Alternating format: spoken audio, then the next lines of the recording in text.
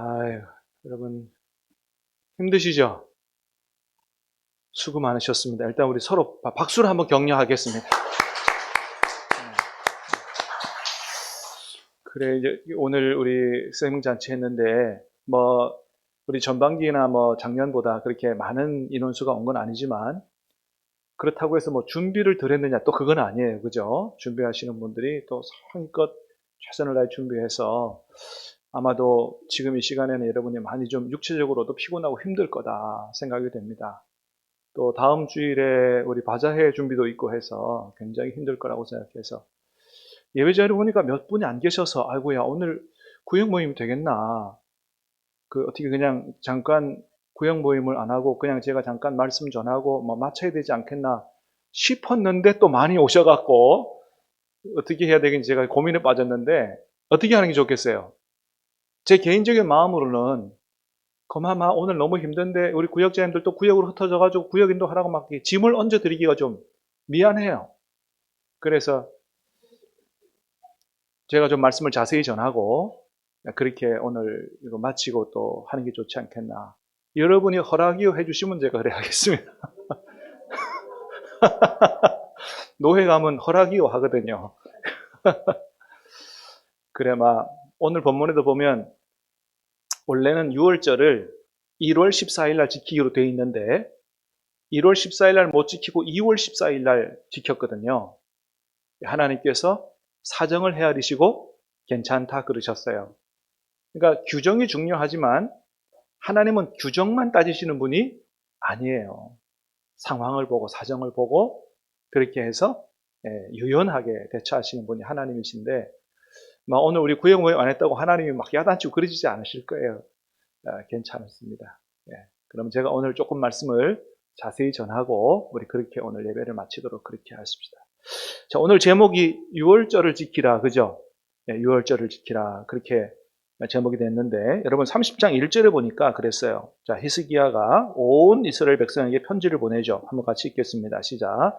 히스기야가 온 이스라엘과 유대의 사람을 보내고 또 에브라임과 므낫세의 편지를 보내어 예루살렘 여호와의 전에 와서 이스라엘 하나님 여호와를 위하여 6월절을 지키라 하니라. 뭘 지키라고요? 6월절을 지키라. 여러분 이제 우리가 잘 아는 바처럼 히스기야 왕은 남유다의 총 20명 왕 중에서 그래도 하나님 앞에 정직하고 바르게 선한 왕으로 평가받는 몇 손가락 안 꼽는 왕 중에 하나고 그 선한 왕이라고 손꼽는 왕 중에서도 선한 왕이라고 칭찬받는 특별히 종교개혁을 일으킨 완전히 하나님으로부터 멀어진 하나님의 백성들을 다시 하나님께로 돌아오고 여호와 신앙을 나라에 세운 그 종교 개혁을 일으킨 요시야와 쌍두마차로 할 수 있는 이렇게 평가할 수 있는 이런 왕이 바로 히스기야 왕입니다.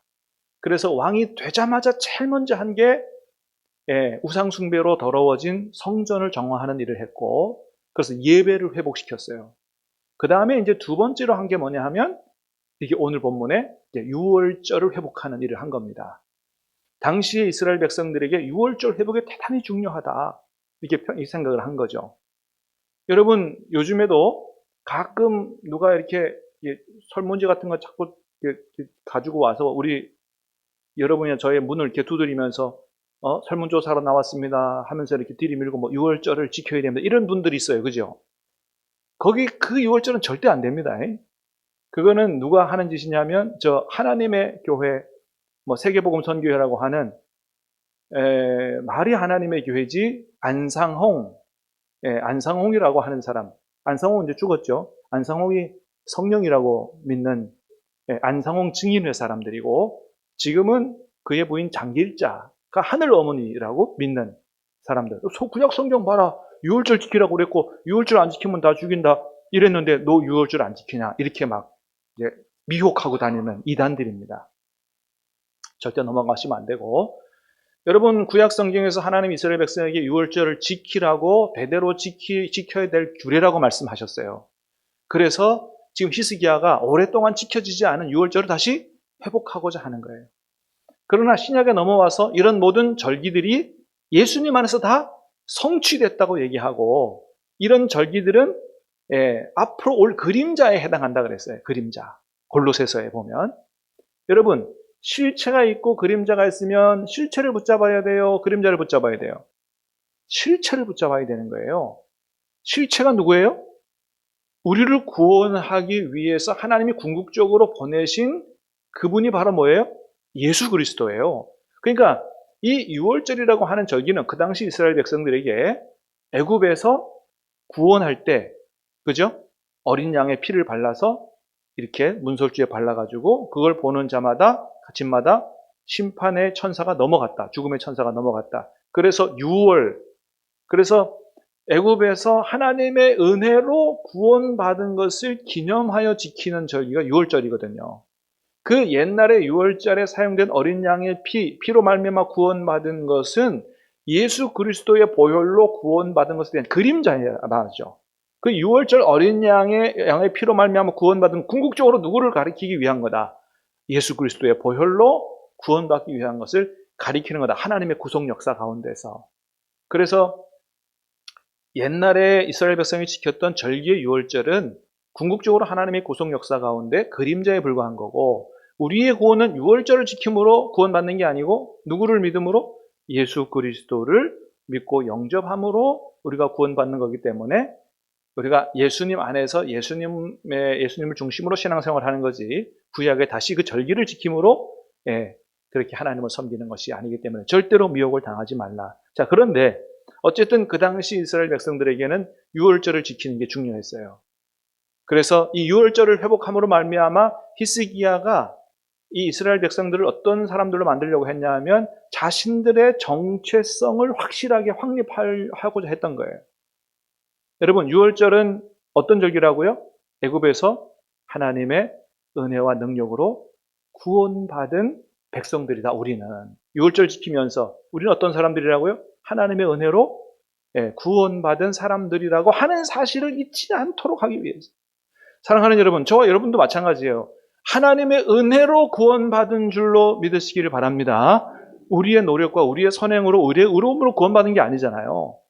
예수 그리스도 어린 양의 보혈로 하나님의 은혜 가운데서 우리가 은혜로 구원받은 거지, 우리의 선함과 우리의 공로로 구원받은 게 아니라는 겁니다. 그러니까 유월절을 지킨다는 얘기는 내가 어떻게 구원받은 백성인가라고 하는 영적 정체성을 확실하게 하고자 하는 거예요. 은혜로 구원받은 백성이라는 걸, 그 정체성을 잃어버리니까 하나님의 은혜에 대한 감사도 없고 하나님의 백성으로서 하나님의 말씀대로 살아가지도 못하는. 그래서 여러분 5절에 보세요. 한번 5절에. 5절입니다. 시작. 드디어 왕의 명령을 내려 브엘세바에서 단까지 온 이스라엘에 공포하여 일찍 예루살렘으로 와서 이스라엘 하나님 여호와의 유월절을 지키라 하니 이는 기록한 규례대로 오랫동안 지키지 못하였음이더라. 오랫동안 지키지 못했습니다. 처음에 애굽에서 구원받고 나서 그 다음에 유월절을 지켰는데 뭐 얼마 가지 않아서 유월절 다 어디 간지 없어졌어요. 유월절 아주 굉장히 오랫동안 못 지켰습니다. 자, 유월절을 못 지키니까 뭐가 흐리멍텅해진 거예요? 자기의 영적 정체성이 흐릿해진 겁니다. 우리가 어떤 사람들인가를 잊어버린 거예요. 원래 애굽에서 종살이 했는데 하나님의 은혜 가운데서 구원받은 그런 사람들이라는 사실을 잊어버렸어요. 그러니까 감사도 없어요. 하나님의 뜻대로 살지 못해요. 그래서 북이스라엘이 히스기야 왕 시대에 북이스라엘이 아수르에게 멸망당했습니다. 그리고 남유다도 하나님의 뜻대로 잘 살지 못했단 말이죠. 여러분, 우리가 하나님 앞에 늘 감사하고 하나님의 뜻대로 살아가기 위해서 반드시 기억해야 될 게 있는데, 우리가 누구라고요? 우리는 세상 사람들이 아니고 하나님의 은혜로 구원받은 사람들이다. 한번 따라하겠습니다. 나는 하나님의 은혜로 구원받은 하나님의 백성이다. 이 사실을 절대로 잊지 말라. 그래서 그 유월절을 대대로 지키라고 말씀하신 거거든요. 하나님의 백성들의 모든 삶은 바로 거기서 나온다는 거예요. 그 인식에서, 그 마인드에서. 근데 이걸 잊어버린 겁니다. 안 지키기 때문에. 자, 유월절을 지키라는 것은 우리에게 말씀하신 그 교훈이 뭐냐면 절대로 너희가 하나님의 은혜로 구원받은 하나님의 백성이라는 사실을 잊지 마라. 여기서 예배 드리든지 밖에 나가 살든지 그거 잊지 마라. 그게 오늘 우리에게 주시는 하나님의 말씀이에요. 근데 여러분 어때요? 여러분 세상 나가서 이렇게 뭐 직장 생활을 하거나 아니면 장사를 하거나 무슨 다른 일을 하다가 항상 나는 하나님의 은혜로 구원받은 백성이라는 사실을 100% 그냥 무장하고 그렇게 하나님의 뜻대로 잘 사세요? 그렇게 사시기를 예수님 이름으로 축복합니다. 근데 이제 그렇지 못할 때가 많다 말이에요. 하나님, 은혜로 구원받은 하나님 백성인데 하나님 백성답게 살지 못하는 때가 많다 말이죠. 이게 오늘 우리에게 하나님 말씀하시는 거예요. 정말 은혜 받은 백성으로 사느냐, 은혜 베풀며 사느냐 이거예요. 하나님 앞에 감사하는 것도 감사하는 거지만 은혜 받은 사람이니까 은혜를 좀 베풀며 사는 삶을 사느냐, 그게 합당한 삶을 사느냐. 제가 이제 작년 한 해 그 노회 일을 조금 하면서 이렇게 여러 목사님, 장로님들을 만나보니까 좀 너무 가슴 아픈 게 있었어요. 너무 가슴 아픈 게.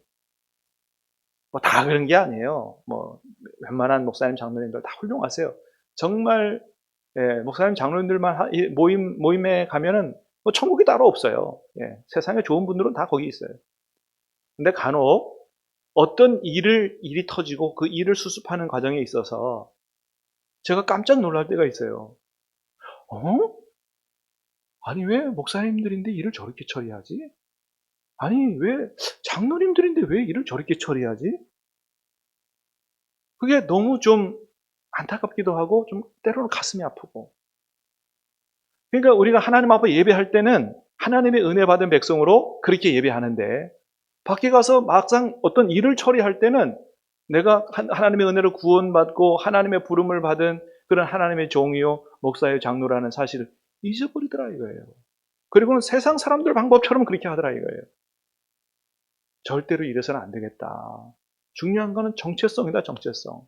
사랑하는 여러분, 다시 한번 축복합니다. 저나 여러분이나 성령으로 충만하게 돼서 우리가 어디에서 무엇을 하든지 먹든지 마시든지 무엇을 하든지 정말 하나님께 영광이 될 만하게 그렇게 할 수 있게 되기를 바라고 하나님 백성답게 살아갈 수 있게 되기를 주님의 이름으로 축복합니다. 그래요. 오늘 우리의 삶에 그거 짚어보라고 말씀을 하시는 거예요. 하나만 더 보겠습니다. 자, 10절 여러분. 10절, 11절. 자, 2절입니다. 시작. 보발꾼이 에브라임과 므낫세 각 지방 성읍으로 두루 다녀서 스불론까지 이르렀으나 사람들이 그들을 조롱하며 비웃었더라. 그러나 아셀과 므낫세와 스불론 중에서 몇 사람이 스스로 겸손한 마음으로 예루살렘에 이르렀고. 자, 그래서 히스기야가 이제 하나님 앞에 우리가 이 유월절을 제대로 지키지 않아서 우상 숭배에 빠지고 하나님 뜻대로 못 살았다. 그래서 우리가 이렇게 벌을 받았다. 그러니 이제 성전 예배를 회복하고 유월절도 회복하고 지키자 하는 편지를 전 이스라엘 백성에게 전령들을 다 보냈어요. 그러니까 우리로 말하면 어떻게 보면 복음을 전한 거죠. 모든 사람에게 복음을 전했어요. 그럼 여러분 히스기야가 이렇게 중요하고 이렇게 하나님 기뻐하시고 이렇게 하나님과의 관계를 바로하고 복을 받을 수 있는 이런 유월절 지키자고 복음을 기쁜 소식을 전했으면 어떻게 하면 좋아요? 모든 사람들이 아멘 하고 할렐루야 그리고 다 이렇게 하나님 앞에 오면 얼마나 좋겠어요. 그런데 그 히스기야의 편지, 복음의 편지를 받아본 사람들의 반응이 자 어떻게 되어 있다 그랬어요? 10절에 보니까 에브라임과 므낫세 지방 각 성읍으로 두루 다녀서 스불론까지 이르렀으나 사람들이 그들을 조롱하며 비웃었더라. 자, 11절은 뭐예요? 그러나 아셀과 므낫세 스불론 중에서 몇 명이요? 몇 사람이 스스로 겸손한 마음으로 예루살렘에 이르렀. 여러분 예루살렘이 겸손한 마음으로 하나님 앞에 유월절 지키려고 온 사람은 몇 사람이라고요? 몇 사람으로 돼 있어요? 그냥 몇 사람으로 돼 있잖아요. 그게 몇 사람 안 된다는 거죠. 그죠? 그럼 11절에 몇 사람이 비웃었더라, 조롱하며 비웃었더라는 말이 없어요. 그냥 사람들이 그들을 조롱하며 비웃었다 그랬어요. 겸손해서 하나님 앞에 나온 사람이 많아요? 조롱하고 비웃은 사람이 많아요? 대부분의 사람들은 그 얘기를 듣고 어떻게 했다고요? 조롱하며 비웃었다는 거예요. 그러니까 여러분 우리가 복음을 전하잖아요? 그럼 모든 사람들이 우리가 이 아는 이 진짜 복음이 기쁜 소식 할렐루야 아멘하고 받지 않습니다. 거기에 전도에 어려움이 있고 또는 낙심이 있어요. 그런데 여러분 이걸 기억하세요. 그 중에서도 몇 사람이 스스로 겸손한 마음으로 하나님 앞에 오는 사람들이 있다는 거예요. 할렐루야. 여러분, 믿음은 모든 사람의 것이 아니라고 성경은 말씀합니다. 그래서 우리가 전도를 막 열심히 했는데, 최선을 다해서 했는데, 이게 안 되는 경우에 내가 뭔가 잘 못해서 그랬겠지. 여러분, 그렇게 생각하지 마시기 바랍니다. 우리가 아무리 참 잘 섬기고, 막 휘황찬란하게, 막 유창하게 복음을 전하고 해도요, 생명의 구원은 누가 은혜 주셔야만 돼요? 하나님이 은혜 주셔야만 돼요. 그게 마음대로 안 되는 겁니다. 우리의 최선의 노력을 다했지만 우리의 노력으로 그 사람이 구원받는 게 아니에요. 하나님께서 은혜 주셔서 하나님께서 구원하시는 줄로 믿습니다. 그래서 거절당하는 것을 낙심하거나 좌절하거나 절망하지 말고 원래 그런 거다라고 생각하셔야 돼요. 원래 그런 거다. 믿음은 모든 사람의 것이 아니다. 여기 조롱하고 비웃었다 그랬어요. 전도하다가 조롱당하고 비웃음 당하지 않으면 여러분 감사하시길 바랍니다. 욕먹지 않으면 감사하시기 바랍니다. 신사적으로 거절했다. 당연히 그렇다라고 생각하시고, 그러나 포기하지 않고 하다 보면 어떤 사람들이 있다고요? 그 중에서 몇 사람이 하나님 은혜 가운데 하나님께로 돌아오는 사람이 있다. 그 돌아오는 사람이 분명히 있기 때문에 주님 오실 때까지 전도를 멈출 수가 없고 전도를 포기할 수가 없다라고 하는 겁니다. 여러분, 오늘 우리가 스승잔치, 전도잔치하고 이전보다 많은 사람들이 오지 않았지만은 한 사람이 회개하고 돌아오는 것은 하나님께서 어떻게 해요? 천국에 있는 회개할 것 없는 의인 99보다 더 기뻐하신다. 오늘 하나님께서 저와 여러분의 수고를 하나님이 기억해 주시고 하나님께서 기뻐하시고 이런 복을 주실 줄로 믿습니다. 오늘 저도 말씀을 뿌렸습니다만은 몇 사람이 돌아올지는 저도 모릅니다만은 또 다음 주에 올지 또 1년 후에 올지는 모릅니다만은 우리가 할 일은 계속 씨를 뿌리고 사랑으로 섬기는 일입니다. 하나님께서 하나님의 때에 하나님께서 거두실 줄로 믿습니다. 주님 오실 때까지 생명구원하는 복음 전하는 일에 최선을 다하는 우리 신함교회 될 수 있기를 주님의 이름으로 축복합니다. 기도하겠습니다. 하나님 아버지, 은혜를 감사합니다. 오늘 10월 마지막 주일에 이렇게 우리 사랑하는 가족, 친구, 이웃을 초청하고 하나님 앞에 함께 예배드릴 수 있도록 은혜 주신 것을 감사합니다. 아버지 하나님, 저희가 부족하지만 또 최선을 다해서 기도하고 전도하며 준비하고 오늘 스승님 잔치를 마쳤습니다. 아버지 하나님, 이 일을 위해 기도하고 수고하고 헌신한 모든 주의 백성들에게, 주님의 일꾼들에게 큰 은혜와 복을 내려 주시옵소서. 영육간에 강건함을 주시고 물질의 풍성함도 주시고 주님 오실 때까지 이 귀한 일들을 잘 감당할 수 있도록 우리에게 건강의 축복도 더딥혀 주시옵소서. 하나님이 기뻐하신 줄로 믿습니다. 우리는 알지 못하지만 하나님 은혜 가운데 꼭 하나님께로 돌아오는 하나님 사람들이 있을 줄로 믿습니다. 하나님이 도와주시고 이끌어주시고 역사하여 주시옵소서. 예수님 이름으로 감사하며 기도하옵나이다. 아멘.